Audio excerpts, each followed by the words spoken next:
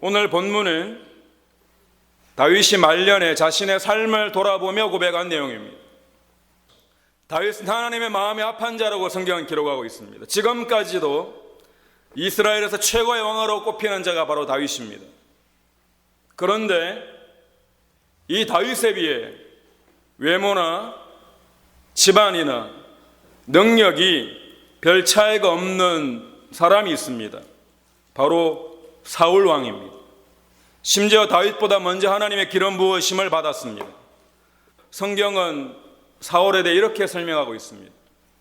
그 이름은 사울이요 준수한 소년이라. 이스라엘 자손 중에 그보다 더 준수한 자가 없고 키는 모든 백성보다 어깨 위는 더하더라. 모자랄 것이 하나도 없는 사람이었습니다.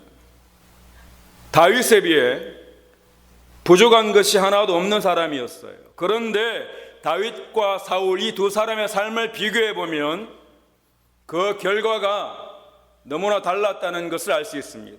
끝이 완전히 다른 거예요. 다윗에게도 수많은 어려움이 있었지만 결국에는 승리의 자가 되었고, 사울은 비참하게 죽어간 패배자가 되었습니다. 이유가 어디에 있는가 하는 거예요. 둘 다 하나님의 기름 부으심을 받았습니다. 그 삶이 다르더라는 거예요. 누구에게 집중하는 인생인가 하는 것입니다. 어디에 집중하는가 하는 인생이에요. 성경에 보면 다윗은 끊임없이 여호와 하나님, 여호와 하나님입니다. 반면에 사울은 사람들이 뭐라고 하는지, 도대체 사람들이 뭐라고 하는지에만 관심이 있었습니다. 다른 사람들이 자신을 향해 뭐라고 하는지가 너무나 중요했던 것입니다.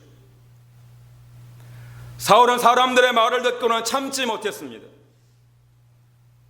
사람들의 소리에 지나치게 예민했던 것입니다. 그래서 사울은 다른 사람들에게 자신이 어떤 사람이라는 것을 증명하는 데 인생을 허비했습니다. 사무엘상 18장 7절에 보시면 여인들이 뛰놀며 창화하여 가로되 사울의 죽인 자는 천천히요 다윗은 만만이로다 한지라. 다윗이 만만이라고 하는 사람들의 말을 듣고는 참지 못했습니다. 사람들의 소리가 전부였기 때문입니다.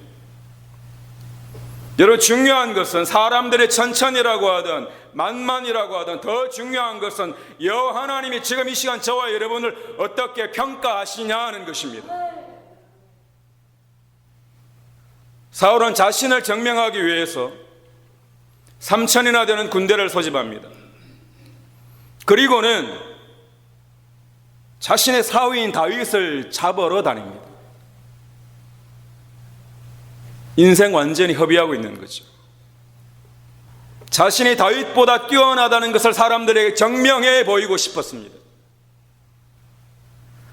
어리석은 사람들은 사람들만 보이고 사람들의 소리만 들립니다. 그래서 사람들이 자신을 어떻게 평가하는가가 전부인 줄 착각합니다. 블레셋과의 전쟁 중에는 사무엘 제사장이 오기도 전에 제사를 드리기도 합니다. 사람들이 수군거리기 시작하자 사람들의 입을 막기 위해서 자신이 서둘러 제사를 집례하는 것입니다. 하나님을 생각한 것이 아니라 사람들의 소리에만 관심이 있었습니다. 반면에 다윗은 다른 사람들에게 자신을 증명하는 데 인생을 허비하지 않습니다. 자신이 주님 안에서 기쁨이 있고 자신이 주님 안에서 평강이 있기를 축원합니다. 사람들의 소리보다 더 중요한 것이 있다는 것을 알았습니다. 눈에 보이는 것이 전부가 아니라는 것을 알았습니다. 하나님이 자신과 함께 하신다는 것을 정말 믿었던 것입니다. 사람이 아니라 하나님을 의식하는 삶을 살았던 것입니다. 다윗은 자신을 죽이려는 사울을 2번이나 죽일 수 있는 기회가 찾아왔습니다. 한 번은 엔게디 광야에서의 일입니다. 사울이 군사를 거느리고는 다윗을 쫓아오다가 볼일을 보러 들어가는데 하필이면 다윗이 숨어있는 동굴로 들어왔습니다. 볼일을 보고 있는 동안 쉽게 처리할 수 있습니다. 하지만 다윗은 그렇게 하지 않았습니다. 다윗의 주변에 있는 모든 사람들은 사울을 죽일 좋은 기회라고 합니다. 하나님이 주신 기회라고 하는 거예요. 하지만 다윗은 하나님을 의식합니다. 왜냐하면 하나님이 기름 부으신 자를 하나님이 처리할 것을 알았기 때문입니다. 다윗은 사람의 소리가 아니라 하나님의 소리에 귀를 기울입니다. 한 번은 아들 압살롬이 반역을 하기도 합니다. 아들이 자신을 죽이려고 오는 거예요. 상상하기도 싫습니다. 더 심각한 것은 예루살렘 성전을 내버려 두고 언약궤를 내버려 두고 도망쳐야 한다는 것입니다. 여러분, 정면으로 승부를 했다면 다윗이 당연히 이겼을 것입니다. 하지만 이겨봐야 아들이고 피를 봐야 자신의 부하들이라 싸울 수가 없었던 것입니다. 사람들만 의식했다면 피하지 않고 정면 승부를 했을 것입니다. 차라리 장렬하게 죽어도 성전과 언약궤를 지키다 죽는 것이 맞다고 생각했을지도 모릅니다. 하지만 다윗은 하나님을 의식합니다. 이 모든 것을 하나님이 아시니 하나님이 나를 도우시면 하나님의 방법으로 나는 다시 예루살렘 성전에 돌아오리라 하는 것입니다. 여러분의 삶 가운데, 그리고 저의 삶 가운데 하나님이 함께 하십니다. 하나님을 의식하는 저와 여러분의 삶이 되기를 축원합니다. 역대상 18장에 보시면 다윗이 이스라엘 북쪽에 있는 소바라는 나라를 물리칩니다. 전쟁에서 승리하니 엄청난 노획물들이 있는 거죠. 그 중에 적의 병거만 1000대가 있었습니다. 1000대의 병거를 가지게 되는 거죠. 그런데 다윗은 100마리의 말만 남기고는 나머지 말은 그 발의 힘줄을 모두 끊어버렸습니다. 병거는 오늘날의 전차와도 같습니다. 당시 전쟁에서 병거만 있으면 승리합니다. 그런데 그 말의 힘줄을 끊어버린 거예요. 그 이유는 자신이 하나님이 아니라 말을 의지하게 될까 봐 두려웠기 때문입니다. 내가 차라리 말의 힘줄을 끊어버림으로도 여호와 하나님만을 의지하겠다는 겁니다.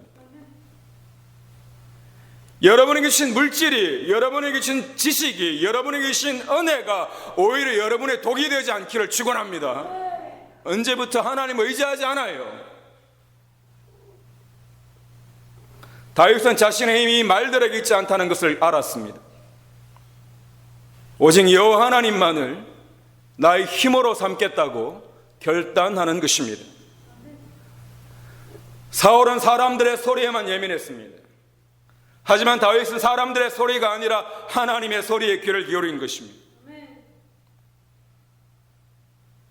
저는 이 설교를 준비하면서 나는 과연 어떤지, 그리고 여러분은 어떤지 묻고 싶습니다.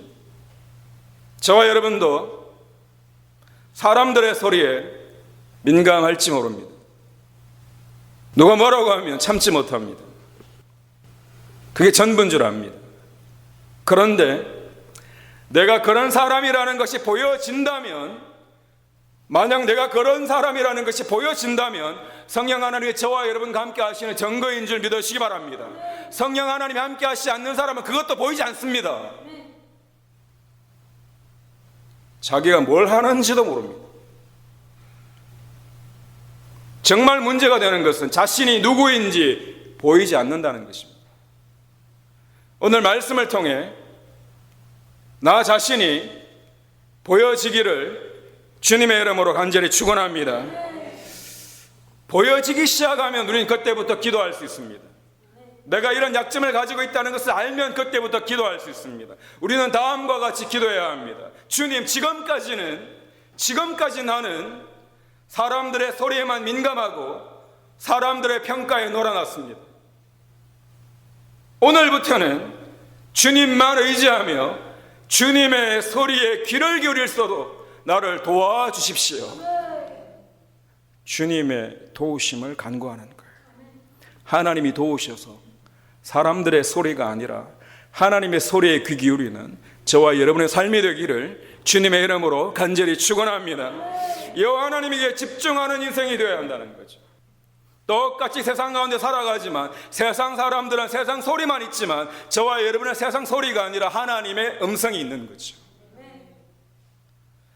사람은 누구나 다른 사람들에게 인정받기를 원합니다.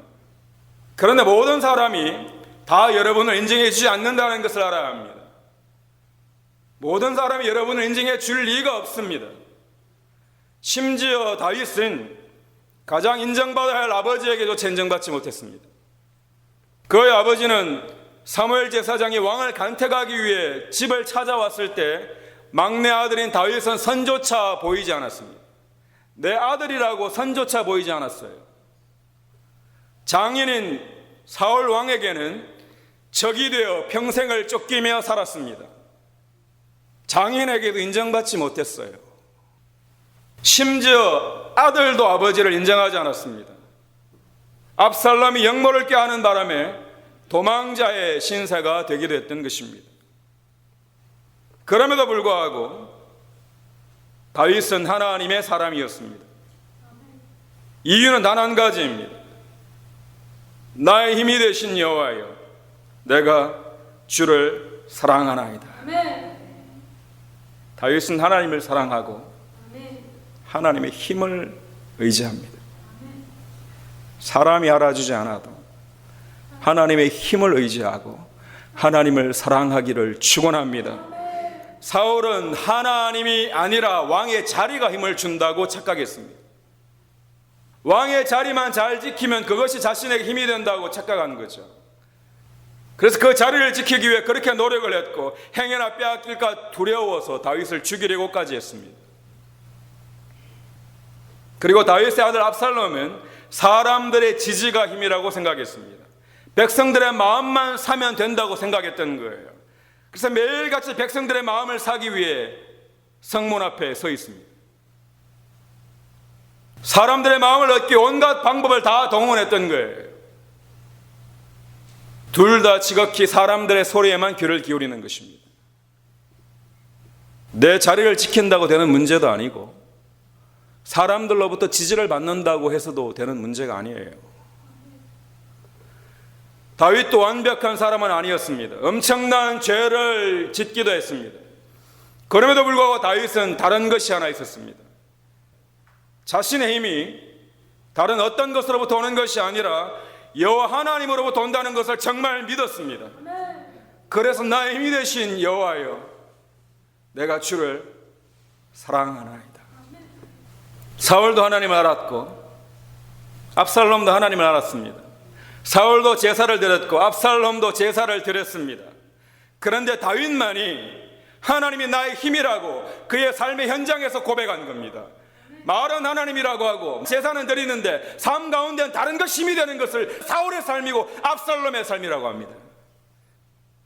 끝은 패배자인 거예요. 하나님이 주시는 힘으로 살아가기를 축원합니다. 돈만이 힘이라고 믿는 사람이 있고 권력만이 힘이라고 믿는 사람도 있습니다. 사람들이 자신을 알아주는 것만이 전부인 줄 착각하는 사람도 있어요. 우리 모두가 그럴지도 모릅니다. 하지만 지금 이 시간 저와 여러분이 주님 앞에 회개해야 하는 것은 하나님만이 우리들의 힘이신 줄 믿으시기 바랍니다. 여러분, 지금 돈 때문에 힘이 빠져 있다면 돈이 여러분의 힘입니다. 자리가 없어졌다고 힘이 빠져 있다면 자리가 여러분의 힘이에요. 사람들이 억울한 소리를 하고 알아주지 않아서 힘들어하고 불편해한다면 사람들의 평판이 여러분의 힘입니다. 돈도 자리도 사람들의 평판도 우리들을 힘들게 할 수 있습니다. 힘 빠지는 일 맞습니다. 힘 빠져요. 하지만 우리들은 하나님의 사람이기에 저와 여러분이 하나님의 자녀라면 하나님이 공급해 주신 힘으로 다시 일어설 수 있는 것입니다. 힘이 빠져도 다시 일어서는 거예요. 낙심치 않고 일어서기를 축원합니다. 다윗은 일생 동안 하나님을 의지하며 살았습니다. 그에게는 남이 알지 못하는 비밀이 있었습니다.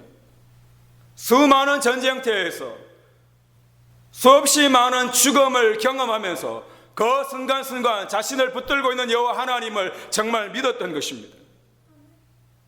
다윗은 연약한 자지만 하나님은 강한 분이십니다.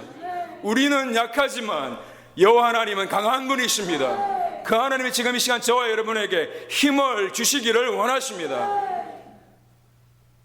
그런데 어떻게 하면 하나님으로부터 오는 힘을 경험할 수 있습니까?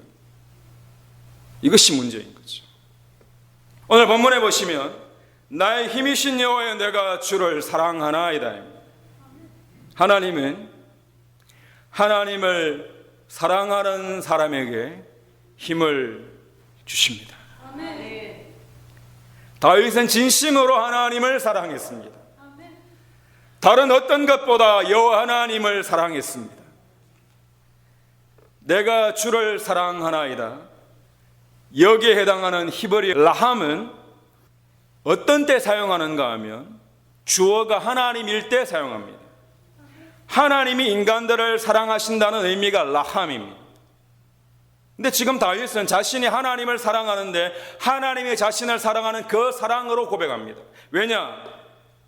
하나님이 나를 사랑하신 것을 내가 알기에, 그 음성을 내가 들었기에 내가 주님을 사랑할 수 있는 것입니다. 내 힘으로 하는 게 아니에요. 하나님이 내게 주신 그 사랑으로 저와 여러분이 주님을 사랑하기를 축원합니다. 사랑하는 성도 여러분, 사랑은 고백할 때 힘이 됩니다. 고백하지 않는 사랑은 힘이 되지 않습니다. 고백하며 살아갈 때 저와 여러분에게 하나님의 권능이 부어지는 것입니다. 베드로는 많은 사람들 앞에서 예수를 모른다고 3번이나 부인하고 저주하기까지 했습니다. 이런 베드로가 부활하신 예수님을 만났습니다. 십자가에서 죽으신 그 주님이 부활하신 것을 직접 눈으로 보았습니다. 그런데 뭘 하고 있나요, 여러분? 다른 제자들과 함께 갈릴리 호수로 가서 고기나 잡고 있습니다. 부활하신 주님을 분명히 보았음에도 불구하고 나아가 복음을 전가하는 삶이 아니라 고기나 잡는 과거로 돌아간 것입니다. 무기력하게만 보입니다. 힘이 빠져서는 축 늘어져 있습니다. 왜 그런가요? 자신이 주님을 배반한 자라는 그 죄책감 때문에 아무것도 하지 못하고 있습니다. 나는 안 된다는 거죠. 그런 베드로에게 주님이 찾아오셔서 물으십니다. 요한의 아들 시몬아, 내가 이 사람들보다 나를 더 사랑하느냐? 주님 그러하나이다. 내가 주님을 사랑하는 줄 주님께서 아시나이다. 베드로가 자신의 마음속에 있는 그 사랑을 고백합니다. 마음속에만 두지 않고 그 사랑을 주님께 고백하는 거죠. 저와 여러분이 마음속에만 두지 않고 삶 가운데 주님을 사랑합니다 고백하기를 축원합니다. 주님 정말 사랑합니다. 여러분, 조망 효과라는 것이 있습니다. 오버뷰 이펙트입니다. 지구를 벗어난 우주인들이 그 우주에서 지구를 바라보고 돌아오면 심리적으로 변화를 겪는다는 거죠. 가치관의 변화와 인식의 변화를 겪게 되는 현상을 두고 이야기합니다. 무언가 엄청난 것을 본 거예요. 인간으로서 감히 보기 힘든 무언가를 봐버린 거예요. 삶이 달라지더라는 겁니다. 조망 효과입니다. 이사야도 하나님의 보좌를 보고는 삶이 송두리째 달라졌습니다. 저와 여러분이 나를 사랑하시는 그 하나님을 정말 경험하면, 내 인생 가운데 도우시는 하나님을 정말 경험하면 우리의 삶은 달라지게 되어 있습니다. 여러분, 그 어떤 순간에도 하나님을 사랑하는 저와 여러분의 삶이 되기를 축원합니다. 하나님은 힘을 주시는 하나님이십니다.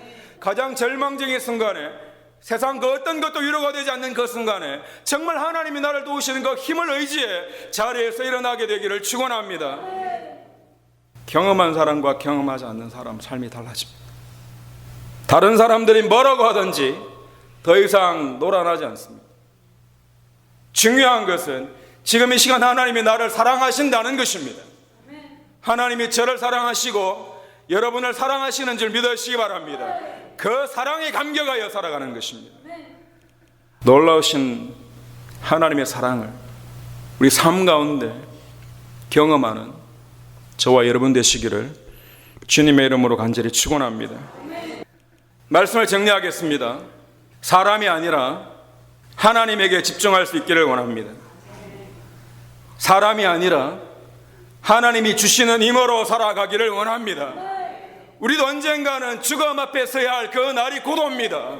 그때 사람이 아니라 하나님의 힘을 의지해 주님 앞에 서기를 축원합니다. 하나님의 능력으로 승리하는 저와 여러분 되시기를 주님의 이름으로 간절히 축원합니다.